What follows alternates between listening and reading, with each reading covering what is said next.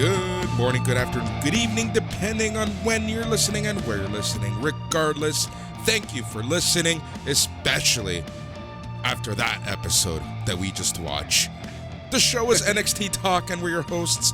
I'm Boris, and as always, I am joined by Matt. Ooh, how's everybody doing out there? We hope you're doing well. Boris, what are we doing with our lives? What are we watching? I'm questioning so much about myself right now. Well, you're looking good, buddy. You got a fresh chop, fresh shave going? Yes, I do. It's been, I'm still, like, we're literally 13 minutes ago, the show ended. I still don't know what we watched. Still digesting it, yeah. The last half hour was good. The first half hour, 45 minutes, is probably the worst thing I've seen WWE do since, Zombie Lumberjacks? Maybe even worse than that? I don't even know. This is a lot worse than that. It was a lot worse than that. It was just, like, embarrassing. I am so happy I watched this episode alone in the comfort of my own home. But yeah, no, that was just a hell of a something. Oh man, yeah. So I watched this episode with my roommate, who is a comedian, who watches wrestling to laugh at it, mostly. And I have a sense of humor about wrestling. I love the wackiness of wrestling, but I think we were both kind of embarrassed to just be watching that at that moment. It was a rough segment. It's specifically the Robert Stone dance-off, I think, is what we're referring to right now. Oh, I'm referring to the entire, just everything that happened in that first little bit. What are we talking about? What are we going to be talking about on today's show? Well, we have a brief show, thank God, as we are going to be chatting, reviewing, analyzing NXT TV from November 2nd. And then, typically, we love to praise NXT UK, but I think today might be a little different as we chat about NXT UK from October the 28th. Very, very interesting show. Interesting ending to the main event. It wasn't the strongest NXT episode, NXT UK episode. Lots to talk about, Boris. But how are you doing, homie? I'm doing good. I'm honestly, you know what? I've just been tired. I've been super tired. I've been, sleeping weird hours, like weirder than normal. So I'm up at 4 a.m. right now. And yeah, so by the time that 8 p.m. rolls around, I'm done. I'm spent. I'm exhausted. Work's just been absolutely insane on top of it all. But, but it is what it is. I know I always say that. That is my serenity now. It keeps me going. It keeps me sane.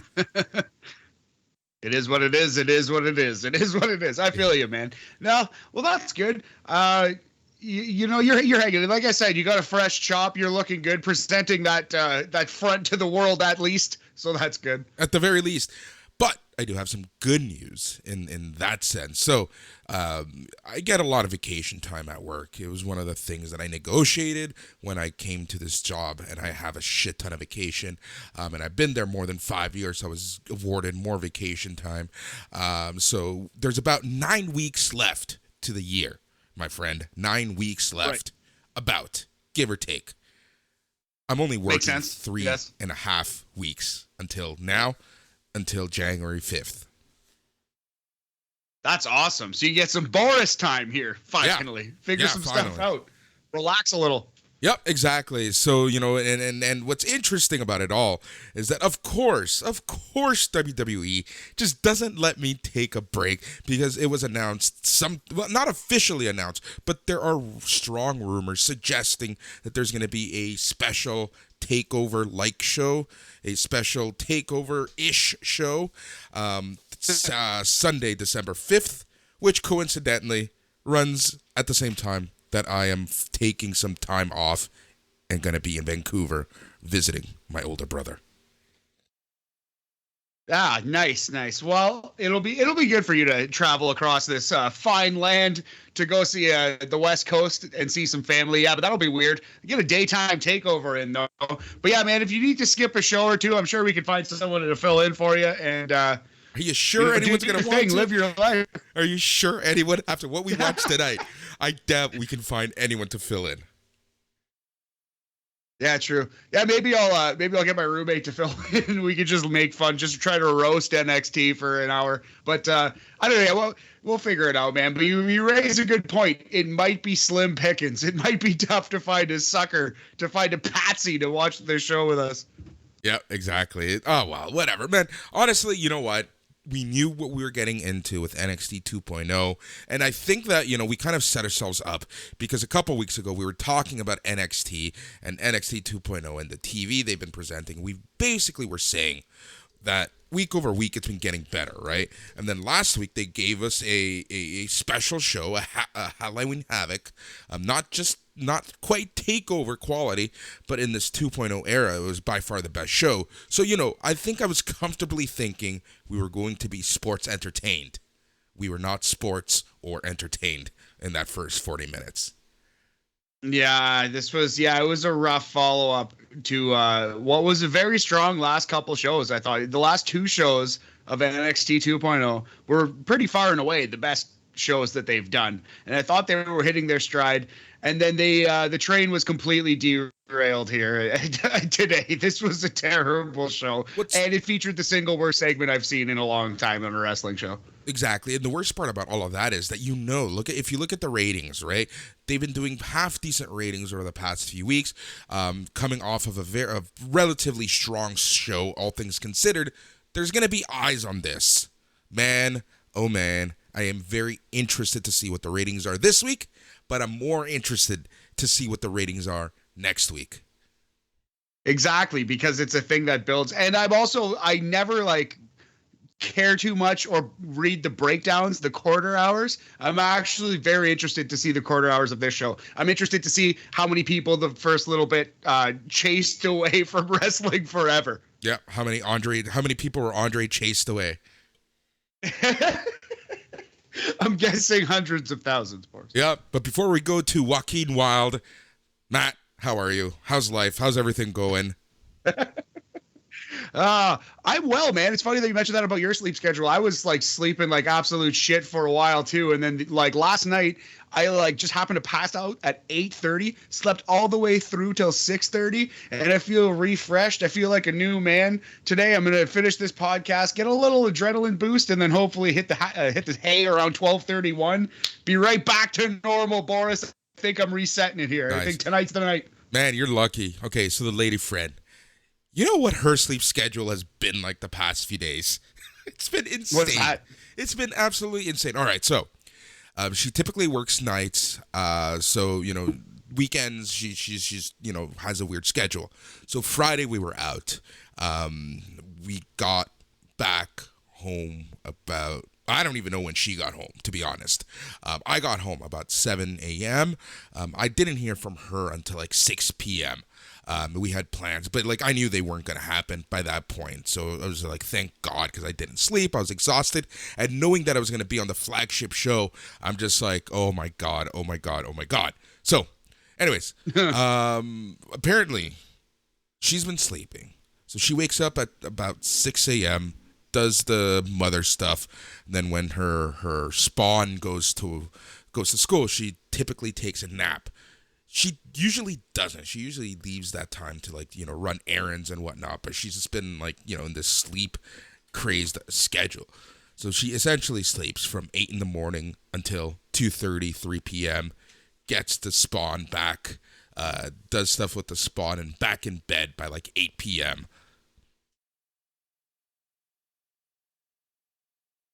Nice. So she's working. I was gonna say, is she working? Is she working the graveyard shift at all? Or yeah. It's just Just right now, there's just less shifts overall, as things are slowly reopening and limitations are being lifted. The shifts are coming back. But yeah, it's just been crazy. But yeah, she's essentially sleeping 18 hours a day at this point. Oh man. Well, is she okay? That's a lot of sleep. Oh, I know. She's just catching up on the sleep debt, or is she is she healthy? Yeah. I'm assuming she's catching up. Trust me. I've asked her. Is everything okay? Are you fine? Are you well? Yeah, absolutely. Well, I do think that there's like a concept of like sleep debt, and you can catch up on sleep that you need. You know what I mean? I do think that's like a real thing. Hopefully she gets some rest and relaxation and comes back a new woman in a week or two. Yeah, exactly. But we'll see. It's just kind of funny because like I literally don't hear from her like all day until like the weirdest times too, or she'll wake up like at 4 a.m. and text me at that time, and it's like if I am up, I'm like, should I respond now or wait until a more livable hour? That's funny. Well, if she's up and you're up, I don't know, right? You might as well pull trigger. But yeah, it's just like one of those like because then you're in a then you're in a conversation at 4:30 in the morning, and it's like, fuck, I should have went to bed. I feel you, man. That actually happened a couple nights ago. I'm like, basically like half asleep, one eye open.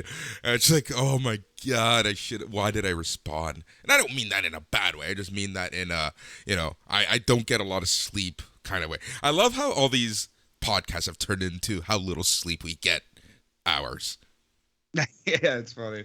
I gotta have it might turn into a funnier Tinder story than it is now, but I've matched with a woman now on Tinder for the third time, and the first two times we spoke and like it was going well via text, but we just never ended up seeing each other. The second time it was right around when the pandemic started, and we just kind of fizzled out due to pandemic thing. But we've matched for a third time, and we've kind of stopped talking again, which is funny. But I don't know. Maybe I'll end up seeing her. Hold on. I need to rewind this a little bit. So, Tinder. I've never used these apps, so bear with me here. So you match with this person, you talk to them for a little while, and you just delete the chat and that's it? No, the chat just kind of lives there in infamy. I think until one person deletes their profile. I think the chat just lives there forever, though. Maybe the chat deletes after a little bit. Right. But no, I think I still have some old chats like in my Tinder.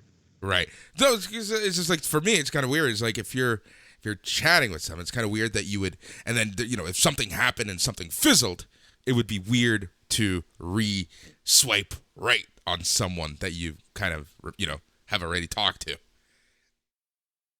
Yeah, that's fair. That's interesting. But Boris, what can I say? I'm too damn adorable. I'm too irresistible. You can't quit me, buddy. All right there, Xyon Quinn. Exactly. I'm the heartbreak kid. Man, I'm the handsome Kevin Owens, Boris. I know, right? I have a story for you, but I'm still debating whether I should tell the story now or on BAM. Well, we've done more personal talk than we usually do on NXT Talk. I don't know. BAM's a pretty loaded show. Might as well pull trigger now if you want to. All right. So, this one is for all the homies out there. I got my hair cut on Friday. And, typically, just to wear around the house or just to go out and run errands, I wear wrestling shirts, for whatever. They're comfy, and whatever. I don't typically wear them out, but I have been lately. It's just anyways, point is, wearing a wrestling shirt. New Japan Pro Wrestling Strong shirt. Got it free from Pro Wrestling Tees when I made an order the last time, and basically got my hair cut. As I'm leaving, I'm paying up, and the girl on the other side of the counter basically says, "Nice shirt." And I look down and I see which shirt I'm wearing. It's like New Japan. It's like, okay, whatever. It's a cool design, whatever. And then she makes comment of, "It's very rare that you see someone with a New Japan shirt." I'm like, what? K-Pasa? Nice. What's going on? You know what this is? A New Japan fan, a wrestling fan out in the wild, Boris. Yeah, it's always nice. That's how we met. Although I'm not a cute female, unfortunately. So it's probably more exciting for you this time around. Yeah, well, we'll see. No, not at all. Whatever. This one's on the Patreon, so no way she can listen to this. Anyways, but yeah, no, so yeah, it was kind of weird. But then we just started talking, and holy crap, was she in the know? Like, we were talking about everything. She asked me about ROH. Then, you know, obviously I showed her my Slam Wrestling article like a real man would. Cheap plug. I love it. You got to get it in. Yeah, and then of course I did a cheap plug to SNME. So it was just like, nice. It was gold. But no, honestly, it was really cool to have this conversation with someone. We honestly talked for about an hour just about wrestling, and like, she knew her stuff. But just to be able to talk wrestling with someone out there in the wild was pretty fun. But yeah, it was just crazy, like that you know, this random person at this hairdresser was just like, you know, knew exactly what was up. But then it came time, you know, the most awkward moment of any conversation. It was the kind of like, you know, when you're trying to figure out how old someone is, right? Like, you know, not that it matters, but it's always good to know, you know, that A, they're over 18, number one, and like, you know, because you just never know nowadays. Yes. So we were talking, and at this point I wasn't really trying to figure out the age or anything, but somehow she asked me how long I've been watching wrestling for, and I'm like, oh, like, you know, 30 plus years. The first episode of Saturday Night's Main Event that I like vividly remember is when the Mega Powers broke up. So, you know, that kind of ages me quite a bit, right? Right. And then we were talking about, and then I essentially told her that I stopped watching wrestling for a couple years when Chris Benoit did his thing. So then she says, I was 5 years old when that happened. And I'm like quickly doing the math in my head. Like, right, yes. Holy crap, you are a child. But again, it was awesome that she knew just so much. It was crazy. But yeah, it was like, she's the one who got her brothers into wrestling. Nice. That's the opposite of what you usually hear. Yeah. But that's awesome, man. Yeah, it sounds like a fun chat. You know, it's always good to find a new wrestling fan, just anyone with some common interests. And, you know, maybe she's listening. If so, welcome, new friend. Yeah, exactly. Welcome. Keyword friend, my friend. Keyword friend. I assume so. Yes, Boris. Yeah. Not that I doubt your game, quote unquote, but yeah, I figured that's the way that story ended, homie. No, 100%. That's the way the story ended. It's yeah. Homie, don't play that game. Yeah. So, do you want to talk about this here wrestling show, or do you want to continue avoiding it like the friggin' plague that it was? I want to keep avoiding it, to be 100%. Astros are losing, Braves are winning, so that's a thing that's happening right now. Yeah, Atlanta's about to win the World Series. I'm sure we'll address that on BAM coming up this week. But yeah, that's going to happen. That's a thing. Before we actually get into NXT, let's talk about BAM for a second. So I'm actually really excited for this episode of BAM. And I want to thank you for giving me the idea of this draft for the ROH. Because we could have easily, essentially last week, we somehow bamboozled ourselves into talking about where we think the ROH roster is going to end up once things go sideways for them as they're trying to find new employment. You know, it's always a fun little chatter, and especially this fantasy draft type thing. So, you know, rather than going through a list, you brought up the idea of doing a mock draft. I took that and I kind of spiced it up a little, you know, added a little salt, a little oregano, you know, a little paprika, and then put it in the oven, and this is what we ended up getting. So essentially what we're going to be doing is we're going to be representing different federations. You have New Japan, AEW, and I forget which one's the third one. There was a GCW, I forget. Yeah, we wrote it down in a group there. Yeah. It's three that I know that you follow quite enough that you can speak for them, and I have NWA, right, WWE, and Impact. So, and then we're going to essentially do a randomizer on a draft order, and then we're going to be going through drafting wrestlers into those federations and kind of explaining why we think they would fit there. So I think it's going to be a little fun. It's going to be a little different. It's you know, I think it'll be more entertaining for listeners, at least, to kind of see why we think they're going to end up in those places. And there's also going to be 2 indie tickets as I'm talking, because, you know, not everyone's going to be going to one of the major players. Some people might be going to the independents, you know, stay on the GCW scene and you know, the Atlanta Atlanta Championship Wrestling or the Pacific Championship Wrestling and stuff like that, right? Like those we don't know. Yeah. So it's going to be fun. It's going to be a little different. That's going to be on BAM on Thursday. Yeah, I'm very excited for that. That'll be a fun concept. I've been thinking about it already. I was going to pitch to you too. We should stop it at 2 or 3 picks per group because, like you said, like the whole bit, like it's not everyone on ROH is going to get signed by into a new full-time contract by a wrestling company, right? Like, exactly. So. I don't know. We'll figure out the exact format. We'll talk about it off air, and we'll figure it out. But yeah, I'm very excited for that concept. Should be a lot of fun, buddy. Oh, yeah, exactly. And now that we're talking wrestling, we might as well talk about what we are not paid to talk about, and that's NXT 2.0 TV from November 2nd. Are you ready for this? Paid in beer. Paid in beer. Paid in beer. Exactly. All right, so this is the post-Halloween Havoc edition of NXT 2.0. We're live from the Performance Center. Vic Joseph welcomes us. He's joined by Wade Barrett and WWE Hall of Famer Beth Phoenix. We go right to the ring. Out comes the new NXT Women's Champion, Mandy Rose of Toxic Attraction. Last week we saw that Dakota Kai helped her win the championship. So Rose gets on the mic and she says it feels damn good. She told us she was on a different level. The fans stand chanting, "You deserve it." Rose says she knows the best Han Solo line in all of Star Wars. She also says she doesn't need our approval. She told us week over week that she'd become champion, and because she's a woman of her word, she did just that. She defeated the unbeatable, the unstoppable Gonzalez and became the new champ. Rose declares that she is still the baddest bitch in the whole goddamn company, and the fans, the Nextras, they pop a little bit. She goes on about how good the title looks on her, better than anyone else. She says, "You all know it." Rose says with the title around her waist, everyone is following her every move, and that goes for all of Toxic Attraction because they had a hell of a Halloween Havoc. Rose goes on about how hot she is. She goes to call out the NXT Tag Team Champs, Gigi Dolan and JC Jane. Camera cuts backstage to the locker room.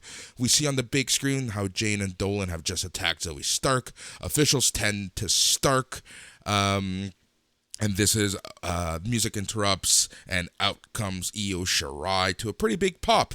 Io Shirai, she saw what Toxic Attraction just did. She says she doesn't like Zoe, but she dislikes Toxic Attraction even more.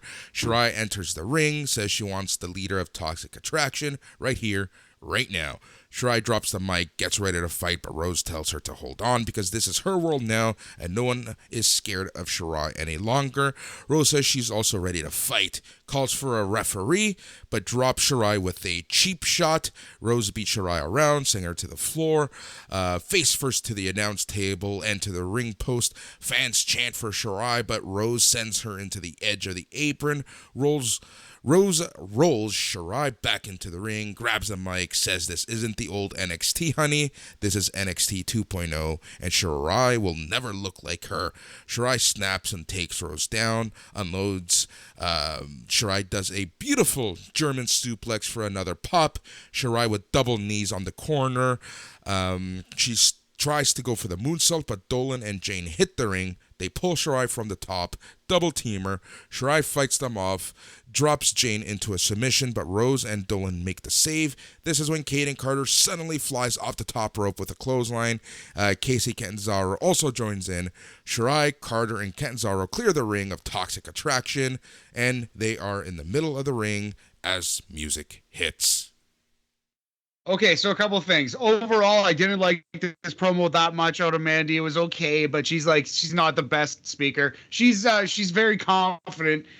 She has a presence, but she's not a great promo. It was really funny when the fans, there was half the crowd was chanting, "You deserve it," and then half was answering, "No, you don't. Yeah. You deserve it. No, you don't." That was a lot of fun. Man, the save of the run-in by Casey and Kaden was weird. Like, Kaden was jumping awkward on top of, it was very awkward, very kind of awful. Like, yeah, she was when she hit the plancha, she landed on Io's legs, which could have been terrible. She could have broken Io's legs, popped out a knee like easily. That was very like clumsy, sloppy, a rough start to the show. It wasn't like terrible, but it wasn't good at all. It was sloppy. It was a very sloppy start. Like, it just sloppy wasn't. and pretty bad. Yeah, it wasn't the cleanest of stuff. If everything went according to plan, as it was written in the script, I'm sure it would have been better. But just the sloppiness really took me out of it right away. Yeah, 100% agree with that assessment, buddy. Yep. I will say, you mentioned TakeOver might be coming December 5th. I think we could pencil in Mandy Rose versus Io Shirai for the women's title in some sort of, perhaps a stipulation, but I think that's going to be a match at this December 5th TakeOver if it occurs. Yep. Before we go into our first match, we were so taken aback by this show that we forgot one thing, Matt. What's that, buddy? Our rating system. Well, I didn't forget. I figured we'd get to it once we hit this first match. But do you have any ideas? Considering this episode, I have many ideas, but none of them we should talk about. Well, we can go with the major takeaway from this episode, I feel like, was the dance-off with Robert Stone. So we can go a pants-off dance-off or basic, or a pants-on dance-off if you prefer, Boris. Any kind of dance parties out of 5 on this episode of NXT. I'm a fan of pants-off dance-off. That's how I'm going to go. But let's let her sail, buddy. All right, so Toxic Attraction is walking backstage. They stop at Dakota Kai, who's just standing there with her back turned.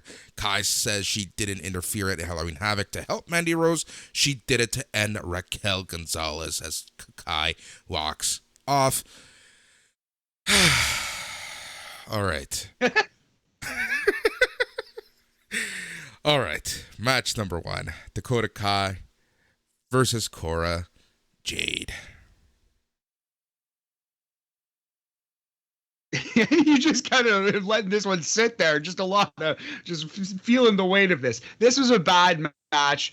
It was not nearly as long as the famous B-Fab versus Elektra Lopez match. I would argue that in some ways this was worse. Just in that the effort level wasn't necessarily like I when I left that B-Fab versus Elektra Lopez match, I thought, God bless them, they're trying, you know? I did not even think that much after this match. It was only 2 minutes and 26 seconds though, but it was a rough couple minutes, Boris. Yeah, and then okay, I'm trying so hard not to let the gimmick take over, but honestly, Cora Jade just looked completely off in this match. Dakota Kai, even when she was like trying to drag her in the ring to do the scorpion kick, Cora Jade literally seemed like she had no idea what the hell was going on.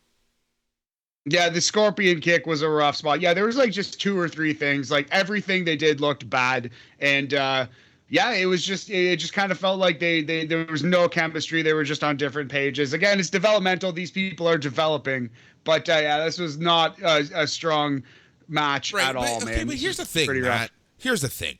There's one thing developmental, and you're still developing, and not everything is going to be perfect. But there needs to be at least some bar before you go on TV and have a match, right? I think that's fair, man. They're still on TV. It's a weird thing, developmental television. It's a very weird concept, but they're on television, and this was when you were in Florida FCW or OVW and on barely local TV, like the equivalent of our Rogers Community 10, right? That's one thing. But you're on national TV on the USA Network. I'm sorry, but there needs to be some bar somewhere, some Mendoza line that they have before they put people on TV. Yeah, I feel bad talking so poorly about this match because again, it was 2 minutes and 26 seconds. Cora Jade's 20 years old. There's potential there, but yeah, this was rough. It was rough. Yeah, but so after the scorpion kick that barely connected.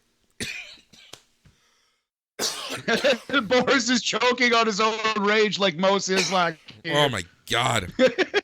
Yeah, so Kai hit a running big boot on the corner for the pin, for the win in 2 minutes, 26 seconds. Matt, how many pants offs, dance offs would you give this? The haluva kick, eat your heart out, Sami Zayn. I would go no higher than 1 dance off out of 5. 20% pants off percentage for this one, Boris. Yeah, even that's honestly. It was a giant fail. Even that's honestly being very nice. And again, I don't want to shit too much, but, I'm like, again, here's the thing, Matt. It's national television. It's national television. It's USA Network. There needs to be some Mendoza line. That's all I'm going to say. All right. So I believe I feel you on that one. I do want to say for negative stars, we touched on this on our Royal Rumble list way back in the day when we rated every Royal Rumble match. But I feel like it needs to be like an embarrassment to wrestling and to wrestling fans to be like negative stars. That was just a bad wrestling match. This next segment was a negative star segment. This was an embarrassment to wrestling fans and pro wrestling. The next major segment, because before that, we saw Cameron Grimes, Duke Hudson. They're with some lady friends and some others playing poker in Duke's poker room. Grimes embarrasses himself not knowing what game they're playing. Hudson is fine with taking advantage. We get a to be continued. They actually said to be continued on the screen, which is weird. But yeah, one thing I thought was cute about this is Grimes hit him with the old Jake the Snake Roberts, you want to play 21, I got 22 line. So that was fun. Cameron Grimes watches Botchamania. He watches wrestling. Oh, yeah, for sure, 100%. So, yeah, I don't even know where to go with this stuff sometimes. So, going back we had MSK at the bus stop, too. Oh, there's a lot of stuff going on. But before we go there, after the match with Dakota Kai, what the hell happened? So essentially, she grabs Cora Jade, beats her around the ring, sets her up under a table. We're waiting for something to happen. She just grabs her skateboard and puts it on top of Jade and walks away. That was the weirdest thing. So Cora Jade is like out like a light, basically, just like prone on the ground. Dakota Kai puts a table upside down on top of her, climbs up to the apron as though she's going to pull like the Kenny Omega double stomp the table spot, and then just climbs down, grabs Cora Jade's skateboard as if she's going to beat her with the skateboard under the table, and then, as you said, just lays the skateboard on her and walks away. It was just like, what was that? It was just kind of a waste of a couple minutes. Just a very strange end to this segment. Yep. All right. We see some tweets hyping up the Legado del Fantasma versus Von Wagner Kyle O'Reilly match. We go back in time. We see how Xyon Quinn chokeslammed Robert Stone through a table at the Halloween Havoc party last week. We also see how Stone posted a Twitter video to call Quinn out for tonight's show. Back from the break, we get a vignette with MSK downtown in Orlando. They're frustrated with losing the NXT tag titles, but they almost forgot what it was like to hunt, and maybe this is what they needed. They talk about paying someone to help them, someone who came up with the MSK legend and their name. As they start talking about this story, a bus goes right in front of them. We can't hear what the story was. This was apparently the bus that they were supposed to take.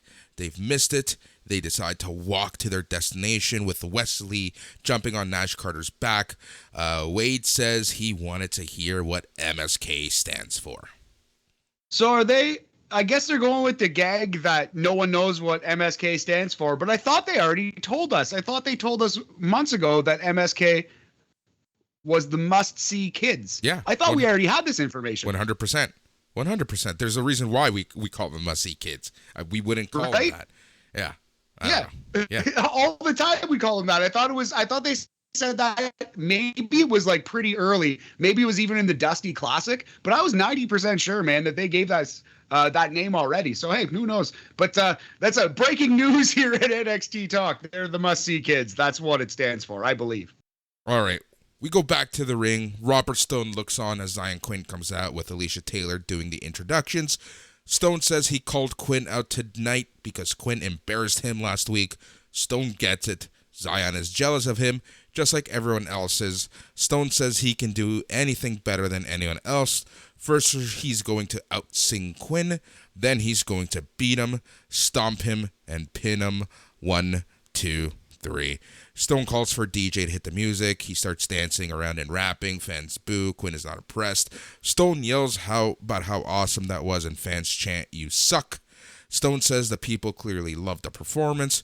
Quinn is smirking. Stone wonders what's so funny, and if Quinn thinks he can do a better job.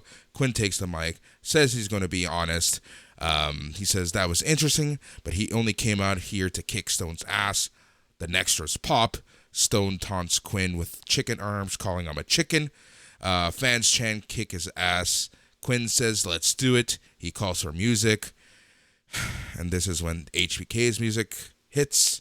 Quinn dancing around like a moron, trying to sing HBK's song. Like, this is just embarrassing on so many levels. Like, even me, like, my notes of this and thinking about this and talking about this is just getting me fed up again. So Quinn grabs Stone, somewhat gently drops him to the mat while dancing around. Stone charges and Quinn picks him up as a dancer would, Dirty Dancing style. I can't believe I just wrote that for a wrestling show. Puts Stone back down. Stone slaps him. Dirty Dance. Fans chant, "You effed up." Quinn just smiles.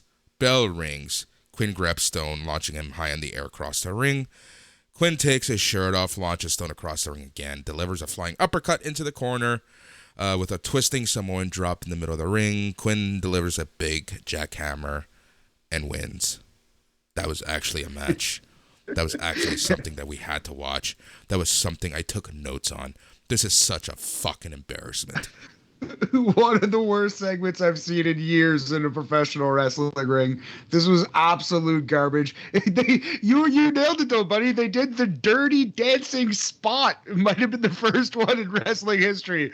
I'll give them that at least. That's hilarious. But man, this was terrible. Robert Stone's dancing was terrible. I believe he sang / rapped to Frankie Monet's theme song, I think it was. I kind of forget now. It doesn't matter. Terrible. And then Xyon Quinn absolutely murdered and killed dead as a character by singing Shawn Michaels' theme, Sexy Boy, for no reason. This was like a segment designed to give Triple H a second heart attack. It hurt me in my bones to watch this. I hated every second of it, and I was embarrassed to be a wrestling fan after it. Yep. That's all I want to say about it. I don't even want to talk anymore about this. There's nothing. You know what? This hurts Xyon Quinn more than anything else. And it was just an embarrassment. And I blame you, Matt. I blame you for this because you praised Robert Stone last week. I did. For the first time on this podcast, I praised Robert Stone, and here he was right back on a 15 out of 10 doing terrible, terrible stuff. How dare one internet fan somewhere on the internet praise Robert Stone. The actual squash match of this was good. Xyon Quinn's getting pretty good as like an ass-kicking babyface. But yeah, again, I couldn't go... I'm going 1 out of 5 just for the squash match, and if we're counting the whole segment in with the match... easily minus stars, easily. One of the worst things I've seen on a wrestling show in a long time. Yep. This was just so embarrassing on so many levels. Like, this is like, if I wasn't doing this podcast, I would have stopped watching right there. Maybe even would have stopped watching wrestling for a week or two. No, honest to God, it would have been a minute. I would have stopped watching WWE for a week. Yep, exactly. I would have for sure stopped. All right, we get a backstage vignette with Joe Gacy. The face of Harlan can also be seen in this very weird transition that was taken out of a 1980s high school video project. Gacy goes on about how the world should be a happy place, but it's a cesspool. Gacy says we live in a world where we drag people down and hope they fail. Gacy goes on about how social media was full of ideas, but is now nothing but full of negative energy. He brings up how people think Harlan is a monster based on his appearance, his bald head, tattoos, but they just alienate him and don't give him a chance.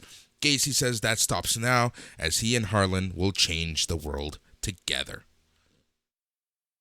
Cool, fine, still the same as it's been always. So like, yeah, I don't know. It's not the character is not as interesting to me as it has been to other people. But Joe Gacy's a fine performer. He does well in these things. Yeah, and here's the thing. I want this to move forward, so I'm starting to jump on the WTF train. All right. Right. We see Legado del Fantasma's Elektra Lopez, Joaquin Wilde, and Raul Mendoza walking backstage when they stop at Xyon Quinn. Lopez says she didn't know Quinn had that side to him. Quinn says he has multiple sides to him. Lopez likes what she sees and hears and says now that's something she can work with. Quinn walks off. Lopez asks Mendoza. Because Lopez has... What? Lopez has a lot of personality. I definitely like this a lot. Yeah, I did too. Lopez asks Mendoza and Wilde if they're ready for this. They are. They walk off as we go to commercial. I like this. I like you said, as a character, Elektra Lopez is pretty good. As a manager, she's even better. As a wrestler, we can work on that. And we need to. We definitely need to. But yep. Yeah, that's where she needs to improve.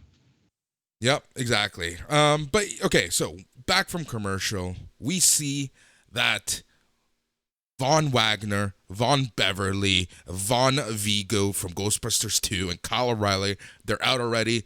Legado del Fantasma's Joaquin Wilde and Raul Mendoza are out with Elektra Lopez. The bell rings, and this match started. And I have to say, Matt, that from this point forward, minus one segment, the show got a lot better. And this was actually a pretty damn good match. Definitely a watchable match. Kyle O'Reilly, he's got our trust, Boris, here on NXT Talk. Yep, exactly. He worked his ass off. He did what he could. But there was one thing that really distracted me throughout this entire match, and that was Von Beverly, Von Wagner, Von Vigo's trunks. Yeah, his tights are so terrible. He's Brutus the Barber Beverly. He's got like the weird, like almost flesh-colored like cut-ins of his tights. Yeah, it kind of looks like he's wearing like half pants. I hate it. Makes no sense. Terrible look. Yeah, it was really weird. But this match was great. Like you said, Kyle O'Reilly, MVP, Legado, they worked their asses off. And honestly, at the end of the day, if this match was just to make Von Wagner look good, they did just that. Well, it was weird. They put Von Wagner over strong, but also Von Wagner took the loss. It was like they were telling the story that he's a big bull, but he's got a lot to learn. He made a rookie mistake, and Legado capitalized. Yeah, that's exactly, and I'm fine with that. If that's the story that they're telling, then let us go through that story. I feel like it's no secret that everyone, like these new guys, are learning how to wrestle at this point. So let's get that realism, that realistic approach, where these guys are going to be making some rookie mistakes, and it's going to cost them and cost their teams. So at the end of the match, Kyle tagged in. He kicks Wilde in the face for a 2 count as Mendoza broke the pin. Kyle dumps Mendoza back to the floor. Wagner tags in for the double team, but it backfires as there's some miscommunication with O'Reilly. Mendoza takes Kyle out with a missile dropkick. Wilde just rolls up Wagner for the win as Legado del Fantasma win in 11 minutes and 1 second. Your favorite finish, the schoolboy, although it wasn't distraction related. So at least there's that. But yeah, I thought this was the best match on the show to this point by a country mile, by a wide chasm. I would go 3 dance-offs out of 5, 60% pants-off percentage, Boris. It's a C in Canada, above average. Yep. After the match, Wagner and Kyle O'Reilly, they are clearly disappointed, but they end up kind of high-fiving each other, and everything is all good in the hood for now. The hardest working reporter in all of professional wrestling, Mackenzie Mitchell, is backstage with Carmelo Hayes and Trick Williams. Hayes says they are back to business and they're not playing around tonight. Andre Chase interrupts, and they can't believe he's still alive after the haunted house last week. Chase wishes them a good luck and says since they had his back last week, he will have their backs tonight. They say this is crazy, and then they walk off. Mackenzie mentions to Chase how people thought he looked like a coward at the haunted house last week. Chase seethes and says he's headed to the ring to give someone a Chase University-sized ass whooping. I kind of like this Andre Chase. He's working for me. Agreed. Agreed 100%. It's working. It's cheesy as all cheese can be, but whatever. He's doing what he can with the character, and it seems to be working for at least the two of us. Back from the break, we get another look at Duke's poker room. Duke Hudson is annoyed at Cameron Grimes for talking to a woman instead of playing the game. Grimes still doesn't get the game, but Duke says enough of this beginner's luck. Some other players are forced to leave the game. Grimes gets mad at Duke for talking down to one of the women. Duke says Grimes has no chance of getting with her, like he has no chance of beating him. Grimes says we'll see about that as we see A2 be continued yet again. So we're supposed to hate Joe Gacy because he says liberal things. Are we also supposed to hate Cameron Grimes because he cares about the women here? Is that liberal? Is that too liberal for NXT babyface as well? I'm just wondering where the heel babyface line is drawn these days. But I'm kind of liking this Cameron Grimes Duke Hudson thing. Duke Hudson is a pretty good promo. He's pretty good at character work. There are far worse out there in the NXT roster. Yeah. Far worse. We're back to the ring. A furious Andre Chase is there. His mic isn't working, so he throws it at a crew member, demanding a mic that works. Chase isn't the kind of guy who responds to baseless rumors, but he just heard people are calling him a coward on social media, based on last week's Haunted House. Chase would normally be upset with someone calling him a coward, but he realizes what we have now is a teachable moment. We will learn that he fears nothing, and his student section in the crowd will attest. The only thing to fear around here is him. Chase says if anyone in the back wants a degree in getting their ass kicked, come on down. And we get Braun Breaker with 2 Ks coming out. I actually laughed pretty good when his theme hit. Perfect decision. Rebuild Breaker and Andre Chase. You could easily take this loss. This was exactly what NXT needed. This was a clever little bit of booking here. Yeah, that's the thing, right? Like, Andre Chase is not going to be a world champion with this gimmick, and he's a good talker. He can get himself over. So even in a loss, he's not ever really going to be buried or look really bad, right? And Braun Breaker honestly just needed a not even a rehab win, but just a dominant win, right? Like, so, and this was like a perfect pairing, so I agree with you 100%. This leads us into Braun Breaker versus Andre Chase. Pretty basic match. It was a rehab win, essentially. 1 minute, 42 seconds for Braun Breaker. Yeah, absolutely. Steamrolls this guy, suplexes the pants off of him, throws him into the, what are we calling it, the Braun Hammer, the Gorilla Press, into the Power Slam, once used by Goldberg. And this was a perfectly fine squashy match. I would go 3 dance-offs out of 5, a 60% Mamba percentage, Boris. This was good stuff. Yep. Breaker with 2K gets the mic, and he says that last week at Halloween Havoc he had the biggest match of his life, but he failed. NXT champion Tommaso Ciampa kept setting traps, and Braun fell for all of them. Braun says Ciampa took advantage of his inexperience, and it's only fair he says Ciampa is the man in NXT, but there's nothing that pisses Braun off more than losing, and if Ciampa thinks they're done, he's wrong. Braun declares he will get another shot at the NXT title, and he will beat Ciampa for it, or he will die trying. Braun drops the mic, hits the corners with a pose as the music starts back up. Yeah, perfect. Man, if you close your eyes, and we're not the first people to make this point, but if you close your eyes, he sounds so much like Uncle Scotty. It's crazy. Like, just looking down, taking notes, it really hits you. Like, oh my God, this guy's a Steiner. Yeah, it's crazy. It's so crazy.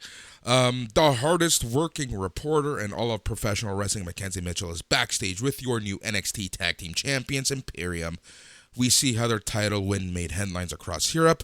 They speak in their native tongues until NXT Women's Tag Team Champions Gigi Dolan and JC Jane interrupt.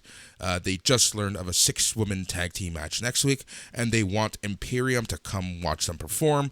They walk off. Marcel Bartel says the mat is sacred, but America has its benefits, and Fabian Aichner agrees. Okay, 3 things. One, as you texted to me, NXT is officially the horniest show in all of wrestling. Everyone's just out here, just thirsty. Two, as Bob Kapoor pointed out on the Facebook thread about this show, who was subtitling this thing? Isn't this show live? How did they get this promo subtitled? Was somebody back there just going insane on a computer?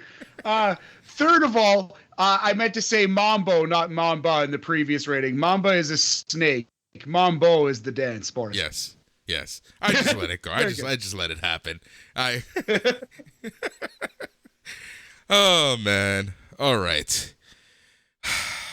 But yeah, I love Imperium as characters. Walter has come along as a promo too, but these two guys are really underrated as characters and promos.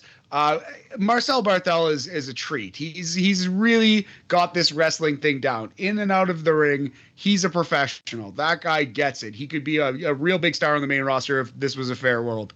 Yeah, exactly. And I'm so glad they dropped his very right-wing Third Reich character that he had in developmental when NXT was actual developmental. Yes. All right. Lash Legend backstage. She says Tony D'Angelo will be her guest on Lashing Out next. Yeah, here we go. All right. Lash Legend. Lash LaRue Legend. I don't know. Man. This, so after the first 30, 40 minutes of this show, and as embarrassing as they were, the show got a lot better. We had a good tag team match. We had Braun Breaker with 2 Ks and a good rehab match. Said a good promo. Imperium said a good promo. And then this happened. So, Lash Legend welcomes us and says November is here. But first we have to talk about how legendary Halloween Havoc was.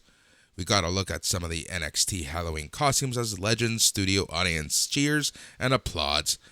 Lash welcomes this week's special guest, Tony D'Angelo. Tony receives mostly boos from her crowd. Lash brings up how her producer Mark disappeared after telling Tony he couldn't be on the show the first time. Tony says he knows nothing. Lash says we have a surprise, and she brings out Mark, who is wearing a sling, seems to have had a rough time recently. Tony somehow knows the names of Mark's family members, where he lives. Tony tells Mark to tell Lash everything is all right and nothing happened. Mark does just that. Tony tells him to take a walk. Tony talks about his goals, says his arm is too hurt.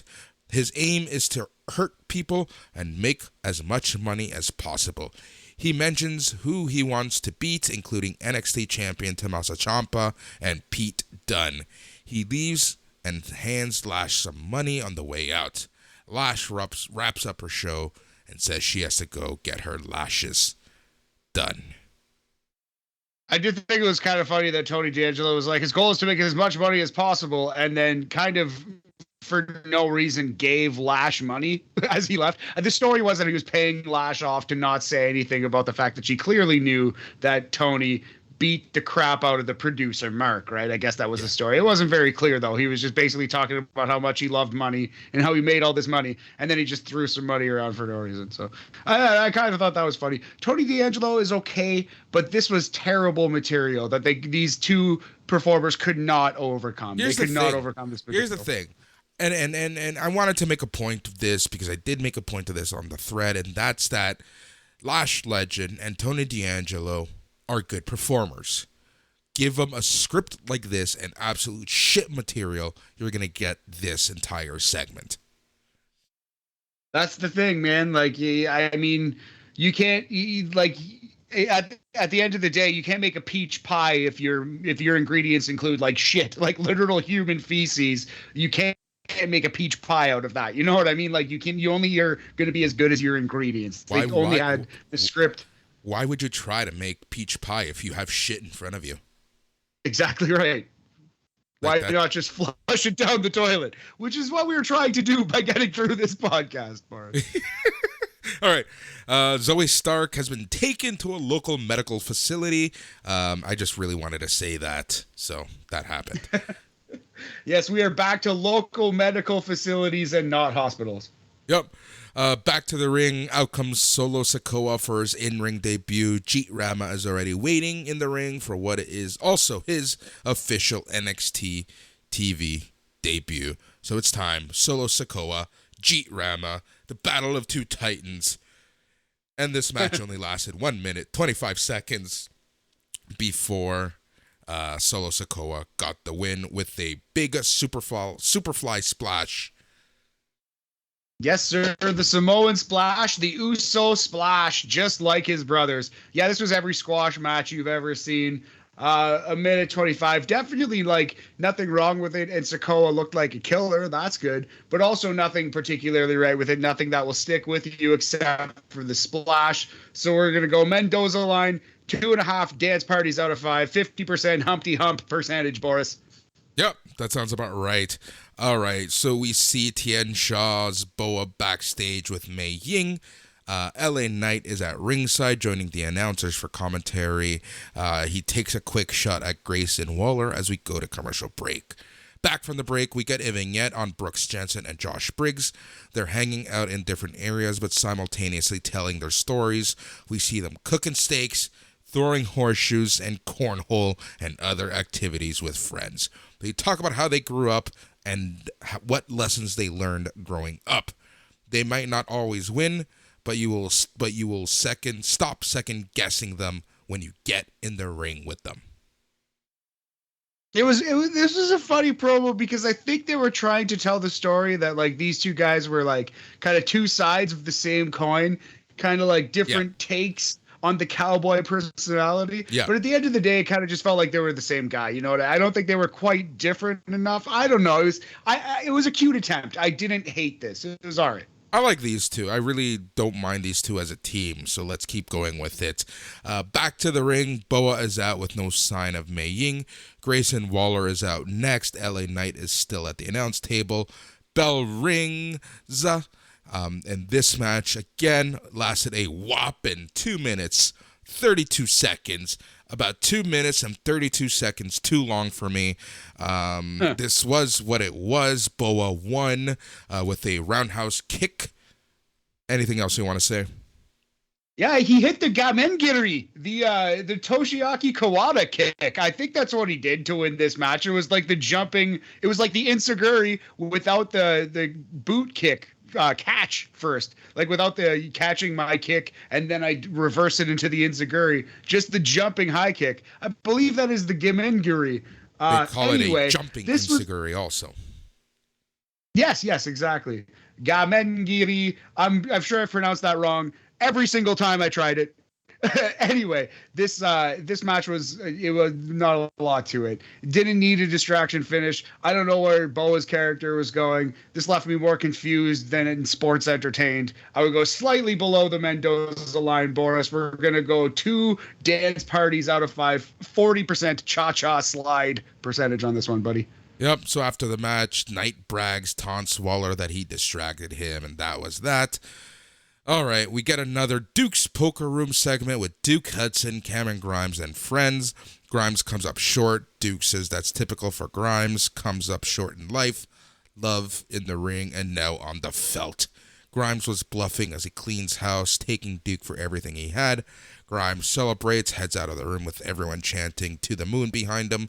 Grimes says drinks are on him. Duke flips the poker table over and seethes as the segment ends. So I think this one bugged you and some other people on the old threads a little bit more than it bugged me. But Boris, how do you feel about the poker player losing his first poker match?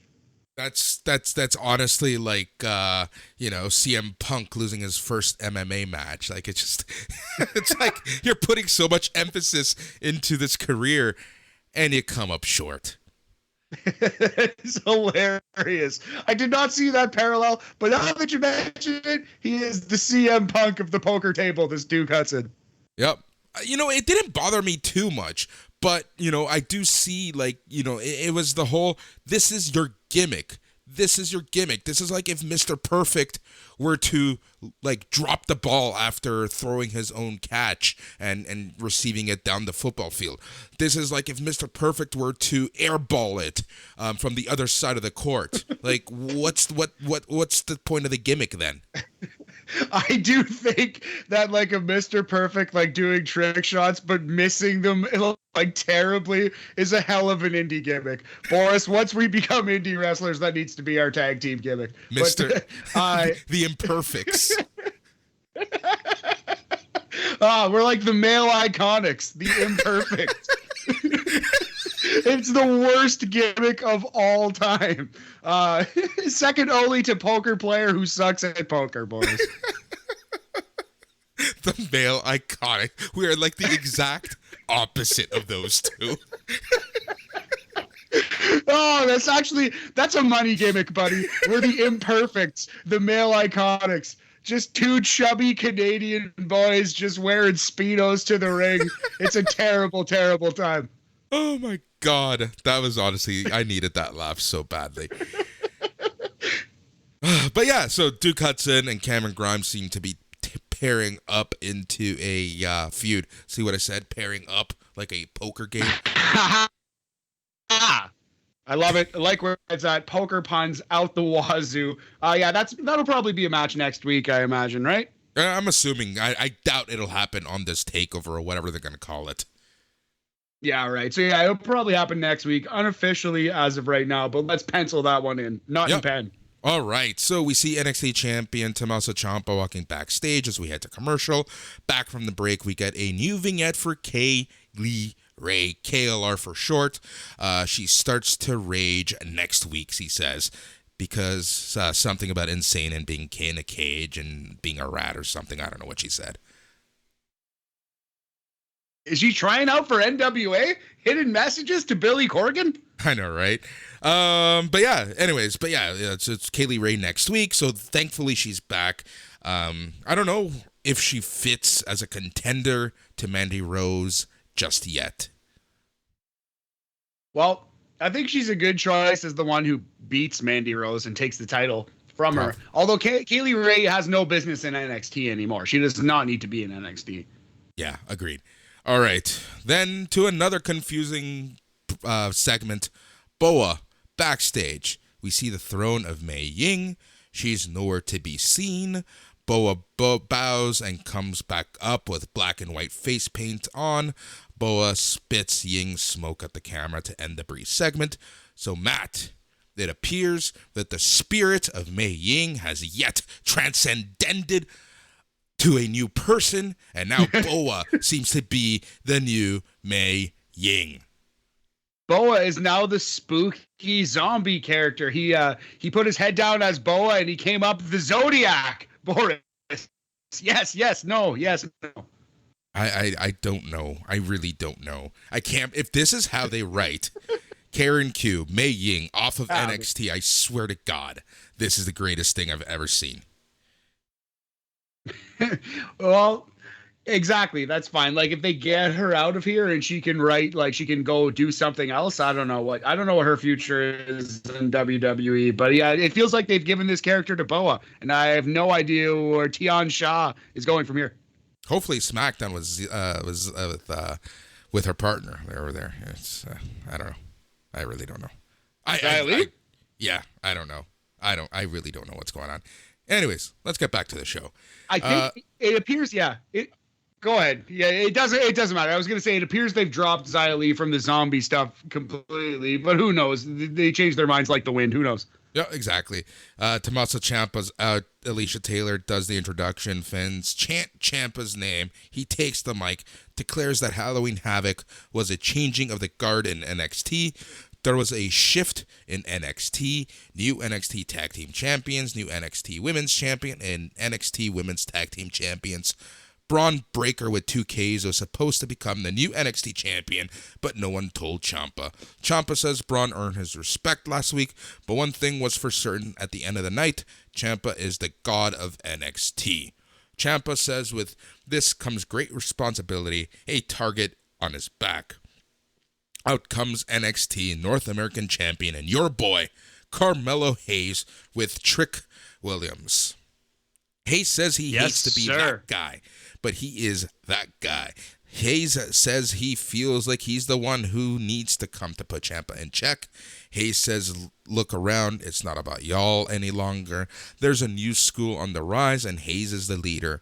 Hayes wants Ciampa to take this with the most disrespect. As long as Hayes is on the show with his title, Ciampa will take a back seat to him.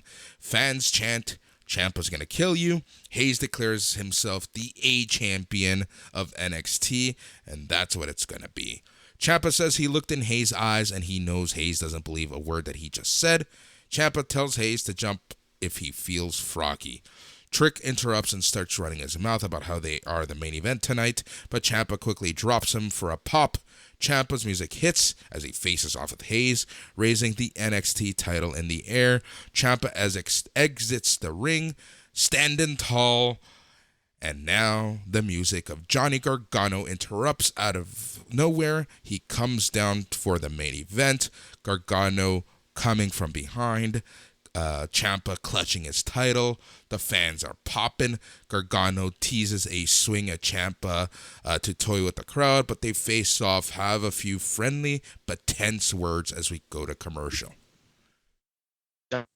I thought this was really good. I thought this was like the only great thing on this NXT show was this Ciampa promo. And Trick Williams and Carmelo too. They did pretty well on the microphone. Yeah, man. If we're gonna steal a gimmick from the Smack Daddies, the East Coast dads, and go with the Hulu cut, this is the only thing that makes the Hulu cut. Probably this and maybe Braun Breaker. Well, yeah, probably. Yep, I agree with that. Yeah, so this leads us into the main event, which was the NXT North American Champion Carmelo Hayes and his boy Trick Williams versus Johnny Gargano and his boy Dexter Lumis. Yes, actually, you know what? I have time for both of the tag team matches on this show as well. They can come on the Hulu version too. This was all right as far as tag team matches go, and it's not surprising, Boris. The highlight of this match was easily, pretty safely, I think, when Carmelo and Johnny were in there mixing it up. That was really, really good stuff. That was really good. That's when I texted you, like, Hayes is a superstar. He's got something special, and he really does. He's so good. His wrestling ability is already there, but now I think, and you know, he's really learning the minor stuff, right? Like the just the timing, just knowing when to do the things and just selling and just the more WWE style, more of like a slowed down emphasis on like big moments rather than just move and athletic, you know, like achievements. Yep. All right. So at one point, Lumis tags in. He gets the silence on Hayes. Lumis goes for the submission. Gargano knocks Trick off the apron. Trick takes off his boot at ringside while the referee is distracted. Decks Lumis to break the submission. Gargano nails a big suicide dive to drop Trick to the floor. Hayes takes advantage, goes to the top for his flying leg drop to Lumis. He got the pin for the win in about 12 minutes and 34 seconds. So that was that. Your winners, Trick Williams and Carmelo Hayes. Yeah, so another pretty strong match. I would go 3 dance parties out of 5, 50 or 60%, sorry, whip and nay percentage on this one. It's a C. Strong match. Carmelo Hayes is way better than Trick Williams. Trick Williams at least has confidence and presence in the ring. So just on that alone, I think he's better than Brooks Jensen, who I think is still the worst wrestler in NXT right now. But Trick Williams is pretty close. And Cora Jade's on the podium too. Yeah, exactly. All right, anything else you want to say before we jump into NXT UK Corner? So if we are getting a takeover, I think we're going to get probably Mello versus Gargano for the North American title and a Ciampa versus Breaker rematch. Or we might get Gargano versus Ciampa versus Breaker in a triple threat. And we might get this Carmelo Hayes versus Gargano match Yeah, Brilliant. I would assume that we're going to be getting Gargano and Hayes. That seems to be the direction that we're going in, which is kind of cool. And I think after the reaction that the both guys got when they were trading punches, it's going to be a fun little match. Yeah, man. If they give those guys, they give them a proper takeover treatment, Carmelo Hayes versus Johnny Gargano for 15 to 20 minutes, that could be a real high match of the year contender. It could be a coming out party for Carmelo. Yep, 100%. 100% agreed. But yeah, my takeaway from all of this is that this was by far the worst of the NXT 2.0 era, unfortunately. And it just really sucks, dude. It just really sucks that, like I said at the beginning of the show, this was after a very strong show with a lot of eyes on the product. Exactly right. The first half, anyway, the first half of the show was easily the worst part of NXT 2.0 to date. I think they picked it up a lot in the second half, and maybe it wasn't the worst show overall, but the first half of this was god-awful wrestling television. Yeah, like end of days WCW bad.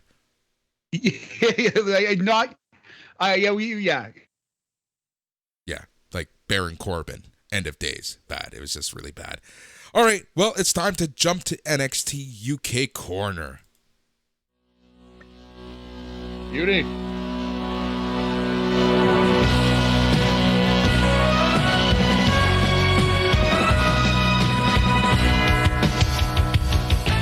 All right, man, this is like such a weird episode of NXT talk because typically, we're making fun of NXT stateside and kind of going with it and kind of being nice about certain things.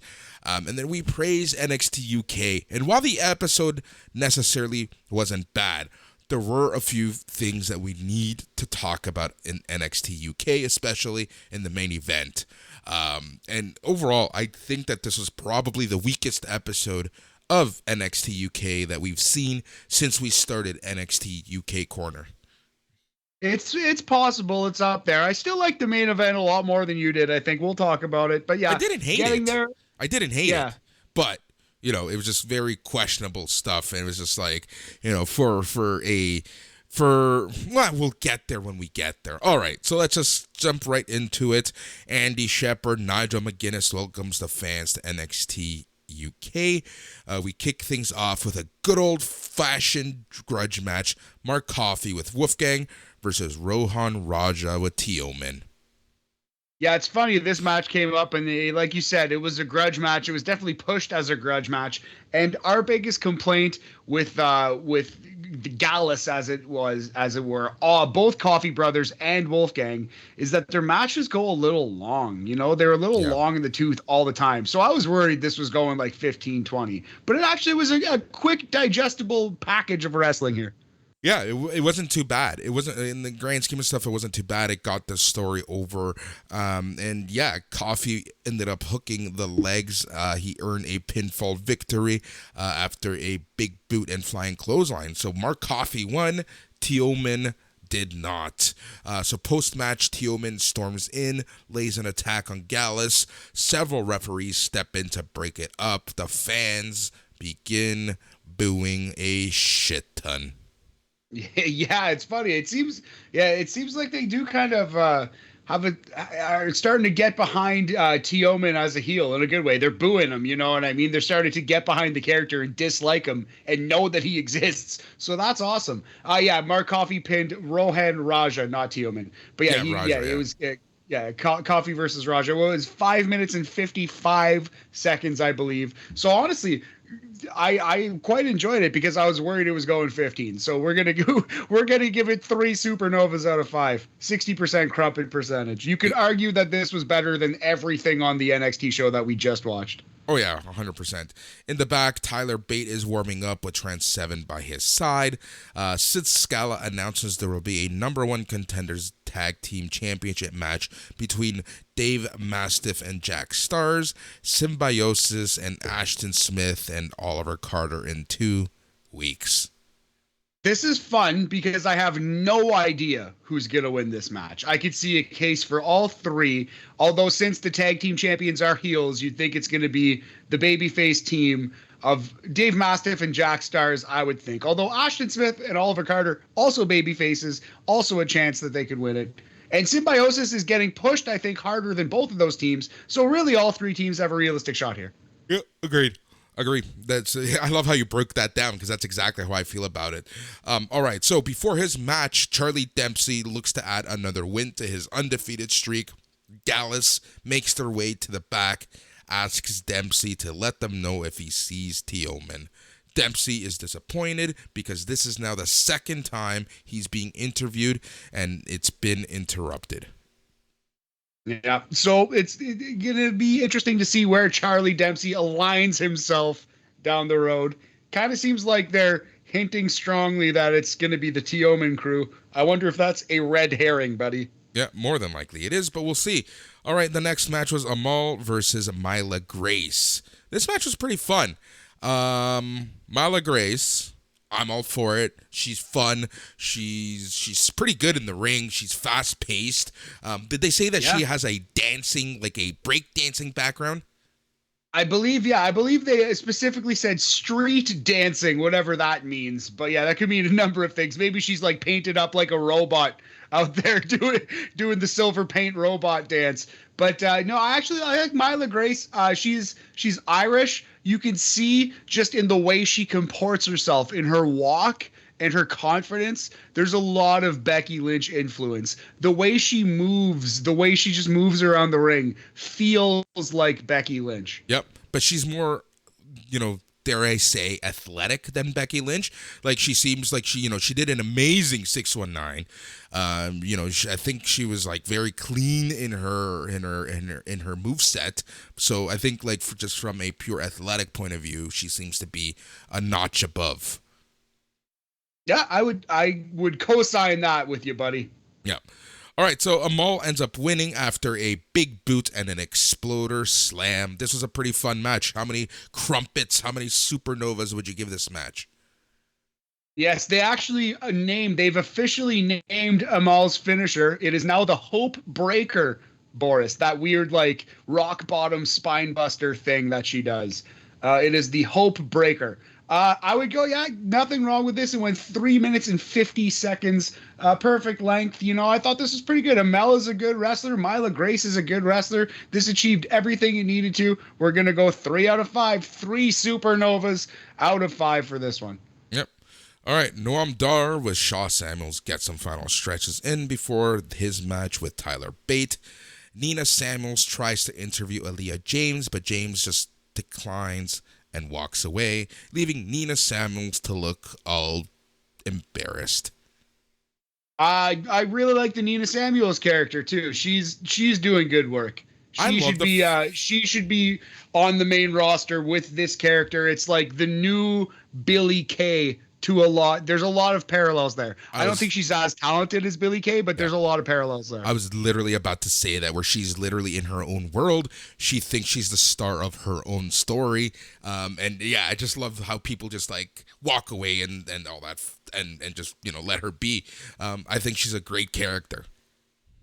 Yeah, a really, really strong character for sure. All right, then we get back to the slapping game. Rampage Brown wants none of Flash Morgan, and Flash Morgan Webster slaps. Instead, Brown tells Webster if he wants a match, he'll give it to him. They're turning heel with this slap gimmick, aren't they? Like, it was cute the first couple times. Flash Morgan Webster and what's their crew's name again? Oh, it's slipping me. Subculture. The Subculture crew is going to slap themselves heel. You watch, Boris. Yep, that's exactly what I think is going to happen.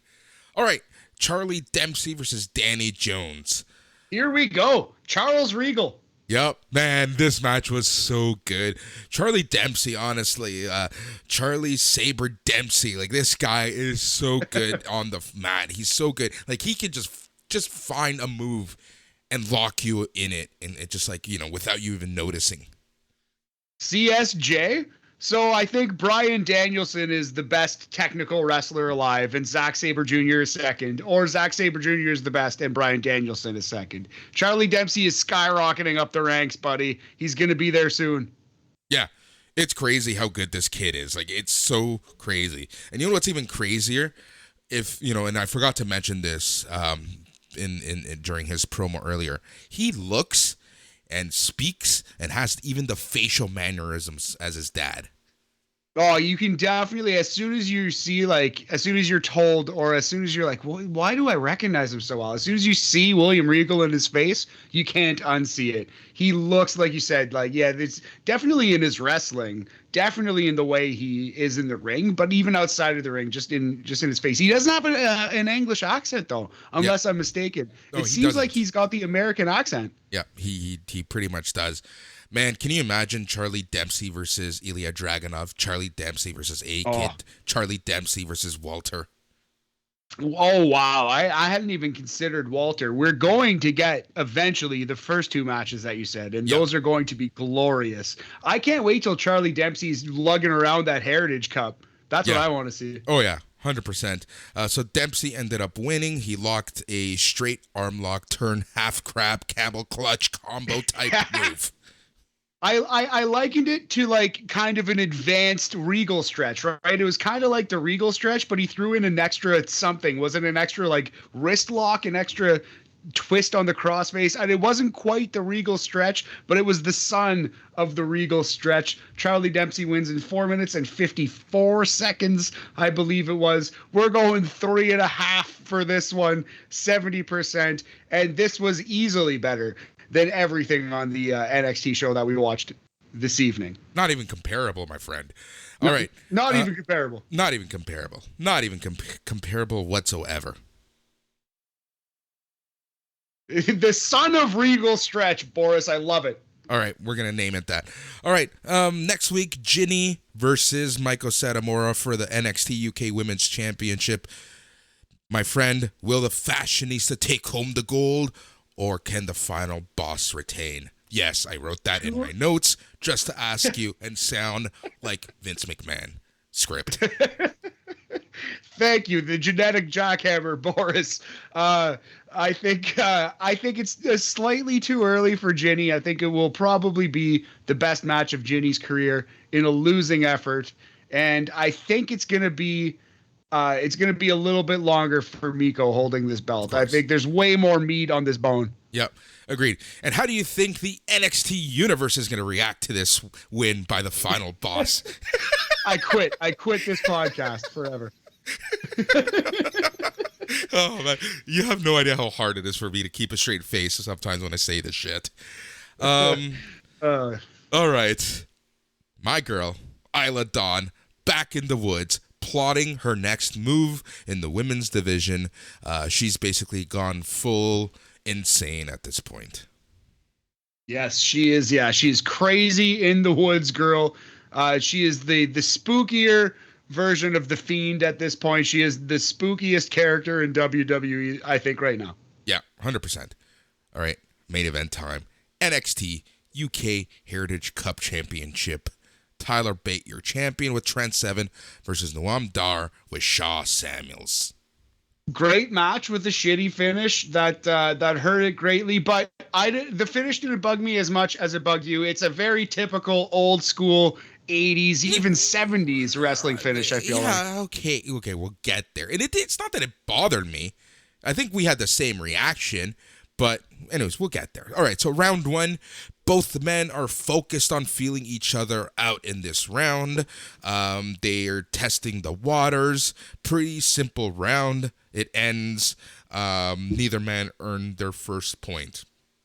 Yeah, telling that story, being tentative, like you said, man. Feeling out process, being very tentative in round one. Yep. Round two. Bate was trying to lock in a surfboard, but Dar retreated to the ropes. So now we're kind of seeing Tyler Bate be a little more aggressive. Dar was essentially running away, getting out of anything that Tyler Bate threw at him. So again, neither man earned their point. So after 2 rounds, we were 0-0. Yes, sir. Yeah, and the pace picked up a little bit at the end. I think Bate hit the airplane spin as the time, well, not quite as the time was running Yep. out, but right near the buzzer. Yep. Yeah. He got 3 spins in. They escaped. Both men kept grappling, and that's kind of when the bell sounded. Yes, sir. So yeah, very good, straightforward, but entertaining first 2 rounds. Yep. Round 3 did not last long because Tyler Dar rocks Bate all around the outside. In a matter of seconds, Dar earns the first fall in this match. So now Noam Dar is up 1-0. Yes, he hits his Nova roller, which is, it's a little bit Trouble in Paradise-ish. Yeah. The kick to the face. Love me some Noam Dar. Love that move. Let's go, young man. Yep. Round 4. Dar, I like this because he's a little cocky at this point, right? But he also knows that he needs to stay on top of Bate. So this is what he does.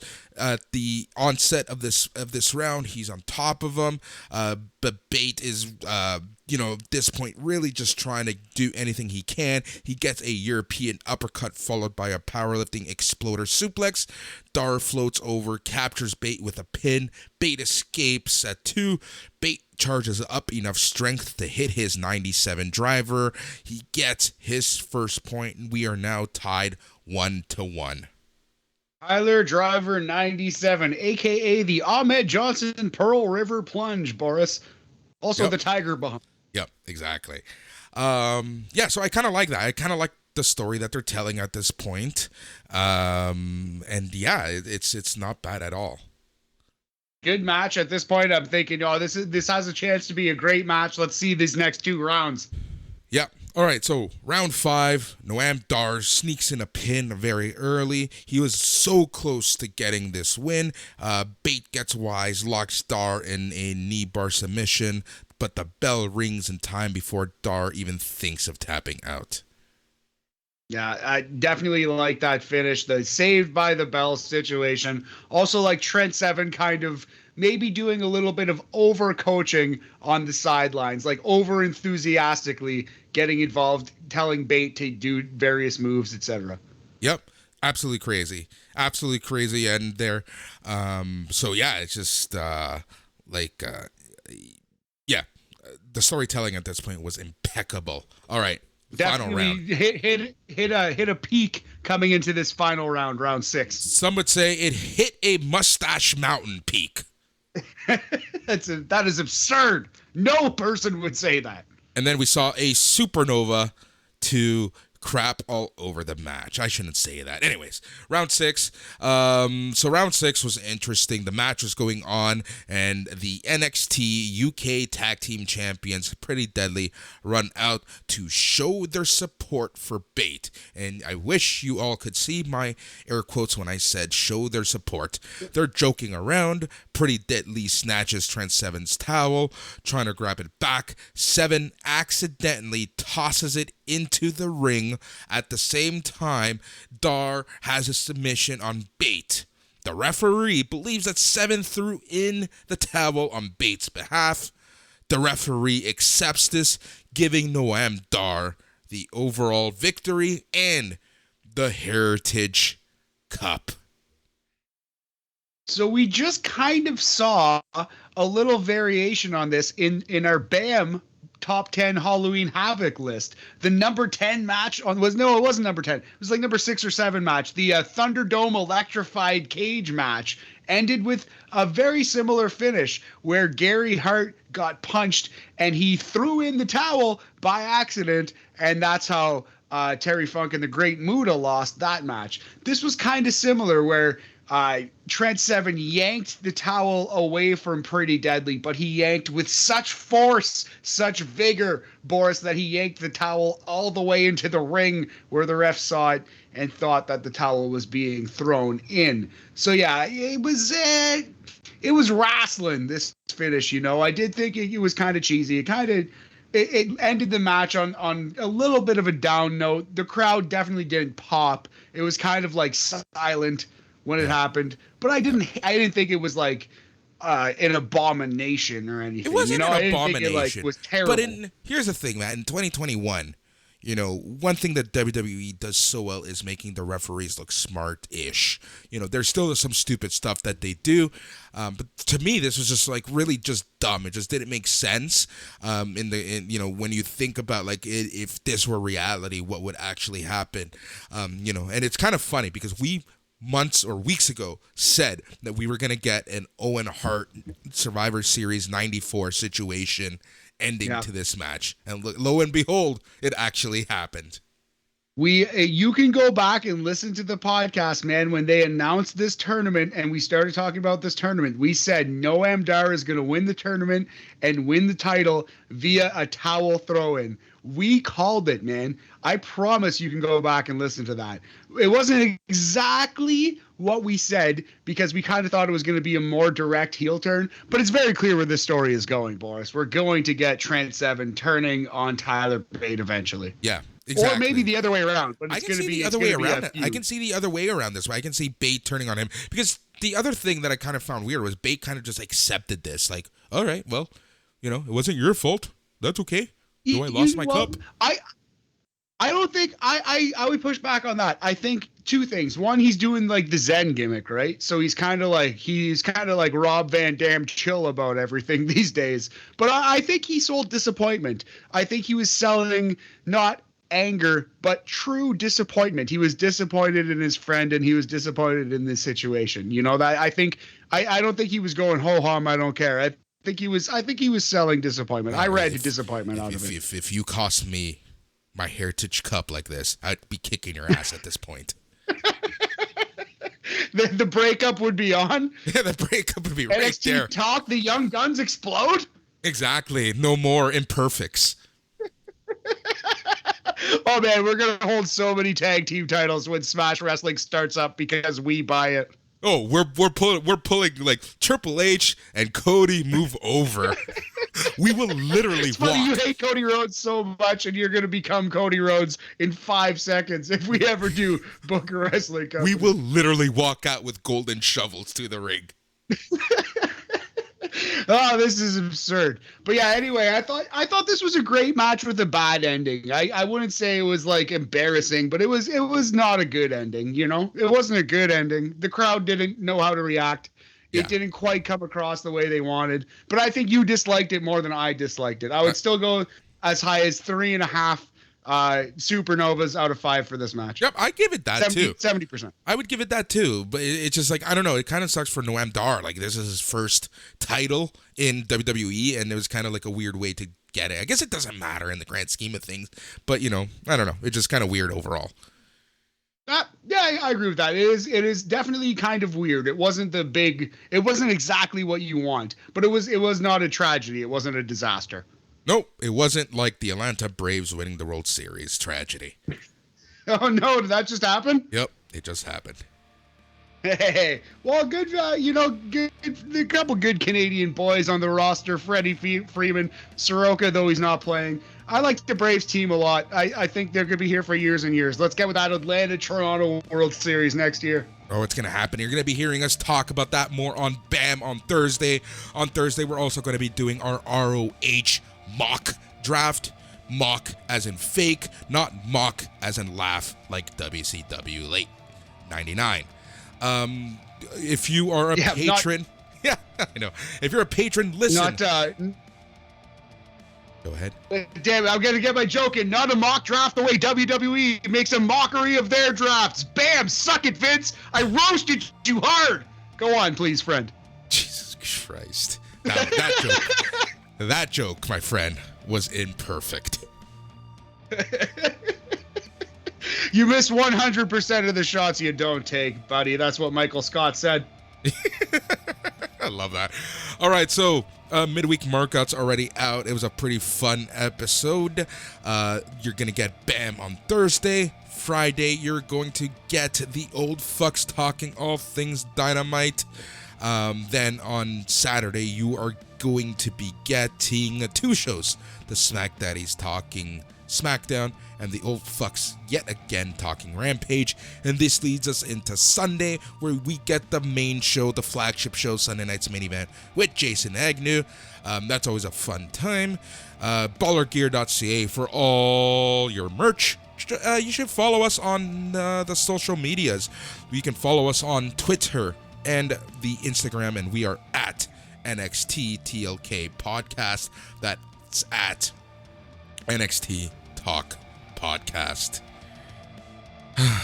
Yes, sir. We did it, buddy. We got through it. Sorry if there were any technical difficulties in this one. My internet's been shit the last couple days, but we're going to be back in person tomorrow for BAM. Next week, I'm in Sudbury, so we will be remote next week, but hopefully, starting in the middle of November, we can go to in-person every single show or very close to it. And yeah, buddy, I'm glad you survived this one. It was a rough go. It was a rough go, all right. He's Matt. I'm Boris. The show is NXT Talk. Good night. Yeah.